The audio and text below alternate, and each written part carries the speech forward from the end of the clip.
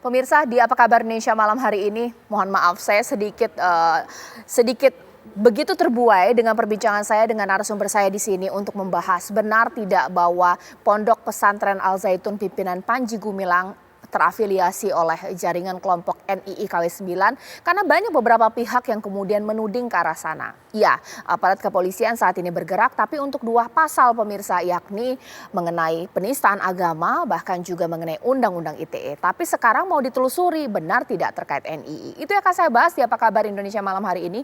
Di studio TV One ini sudah hadir narasumber saya Mas Islah Bahrawi di sini dari Jaringan Moderat Indonesia ya. Selamat malam, Assalamualaikum. Selamat malam, Waalaikumsalam. Ya. Saya juga akan berbincang dengan narasumber saya Mas Maulana Malik Ibrahim yang merupakan mantan anggota NII. Tadi saya tanya-tanya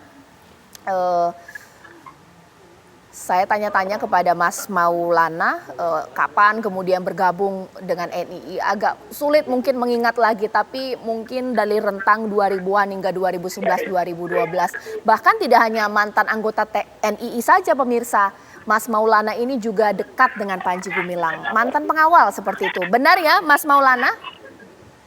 Ya benar Mbak Caca. Ya. Selamat malam Mbak Caca. Malam Mas Maulana, Assalamualaikum warahmatullahi wabarakatuh. Langsung saja saya mau tanya, bagaimana sih perjalanan atau mungkin apa yang bisa Mas Maulana ceritakan? Benar tidak bahwa Panji Gumilang dan beberapa aktivitas di Al Zaitun terafiliasi NII?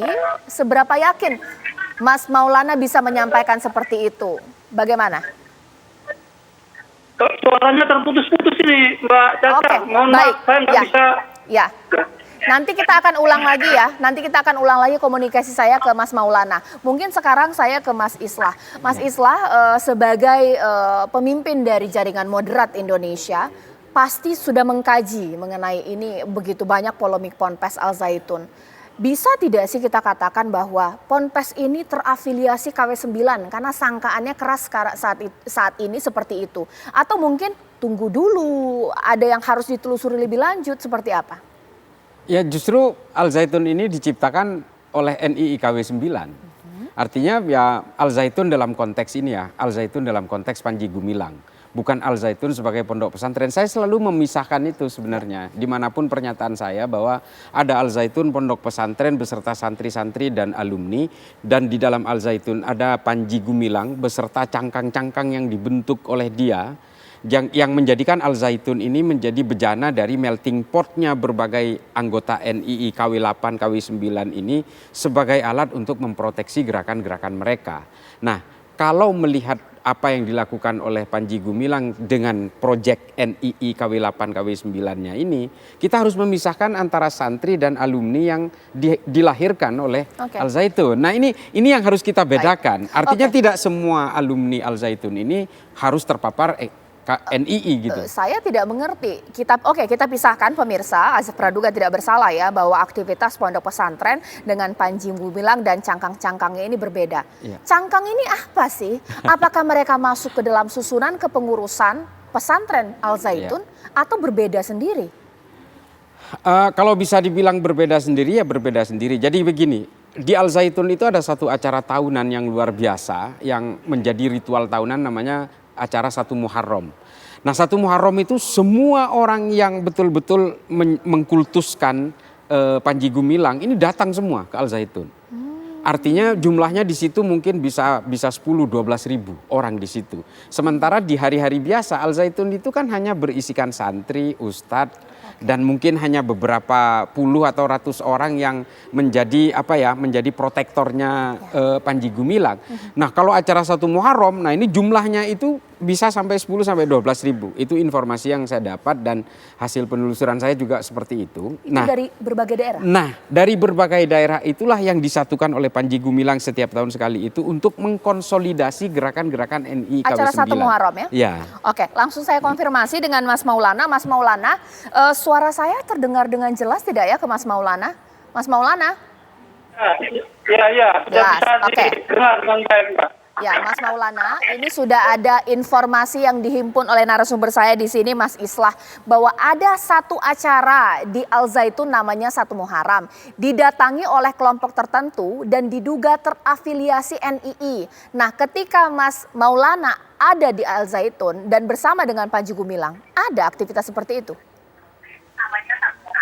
Iya, ada betul, ada. Itu betul sekali yang dikatakan Mas Islah Barani.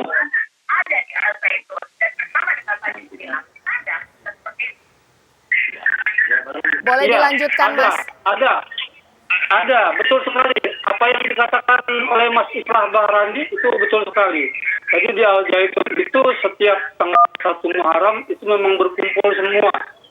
Semua aparatnya dikumpulkan di Al Zaitun, Mbak. Oke, berarti mereka yang terafiliasi NII tidak ada dalam kepengurusan pondok pesantren begitu? Ya, gimana? Baik. Mas Maulana, berarti ada tidak orang yang terafiliasi NII tapi juga pengurus pondok pesantren? Kalau pondok pesantren itu untuk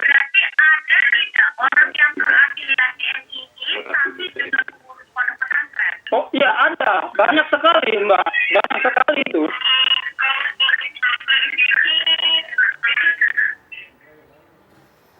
Baik, ini komunikasi saya sedikit terganggu ya dengan Mas Maulana. Mungkin saya coba akan telepon lagi dengan Mas Maulana supaya ini komunikasi saya lebih jelas. Saya ke Mas Islah terlebih dahulu. Ya, Oke, sudah dikonfirmasi. Lantas ketika acara 1 Muharram informasinya aktivitas seperti apa yang kemudian terjadi? Ini memang sebagai ajang konsolidasi ya untuk membuktikan loyalitas kepada Panji Gumilang. Makanya saya selalu menyatakan bahwa kita harus bisa memisah antara pesantren yang berisikan orang-orang yang punya niatan belajar agama ini dengan kegiatan Panji Gumilang sebagai Panji Gumilang yang menjadikan Al Zaitun ini sebagai barrier-barrier, sebagai penghadang-penghadang kepada orang yang berusaha ingin melakukan resistensi terhadap NII. Nah ini kan memang sebenarnya gerakan-gerakan awal yang dibebankan kepada Panji Gumilang untuk membentuk NII KW8 dan KW9 yang waktu itu dikenal sebagai Abu Toto. Gitu. Nah ini kan Panji Gumilang ini banyak namanya, ada Abu Toto, ada Abu Ma'arik, terus ada ada Panji Gumilang sendiri dan banyak sekali nama-nama yang sudah dilansir juga oleh Pak Menko Polhukam kemarin ya bahwa dia juga memiliki banyak rekening dengan nama yang berbeda yang semuanya sebenarnya satu orang Panji Gumilang. Baik. Nah ini memang NII ini sejarahnya sangat panjang terkait dengan bagaimana kelompok Kartosuwiryo yang ada di Tasik dan kemudian dengan Panji Gumilang sendiri yang diberi beban untuk melakukan operasi pemecahan NII ketika itu menjadi NII KW8 dan KW9. Nah ini bergerak terus, tapi kemudian yang menjadi masalah ketika operasi ini sudah selesai dan tidak terkontrol, nah yang menjadi masalah akhirnya Panji Gumilang ini menjadi satu master leader di situ yang tidak ada lagi yang mengendalikan. Makanya yang kita lihat belakangan ini Panji Gumilang dengan segala keofsetannya itu. Baik. Gitu. Ya, pemirsa, ketika kita menuduh sesuatu kelompok atau suatu tempat terafiliasi NII, kita harus lihat dulu karena biasanya NII ini punya doktrin yang khas, diantaranya adalah takfiri, bahkan juga biasanya bagaimana mereka beribadah ini suka nyeleneh atau bertentangan dengan syariah. Apakah itu terjadi di Al Zaitun atau jumlah aktivitas dari Panji Gumilang? Sesaat lagi.